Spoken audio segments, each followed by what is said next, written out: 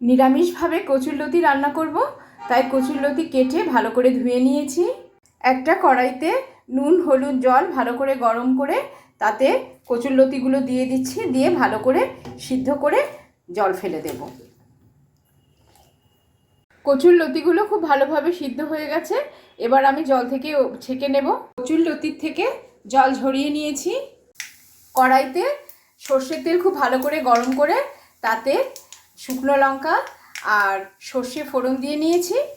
এবার সিদ্ধ করা কচুরলতিগুলোকে আমি এই কড়াইতে ছেড়ে দেব।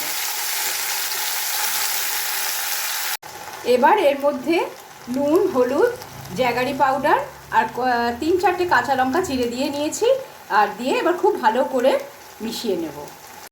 কচুরলতিটা আমার একদম হয়ে গেছে, একদম শুকনো শুকনো হয়ে গেছে। এবার খানিকটা ভাজা মশলার গুঁড়ো দিয়ে নিয়ে ভালো করে নেড়ে চেড়ে ঢেকে নেব, তারপরে নামিয়ে নেব।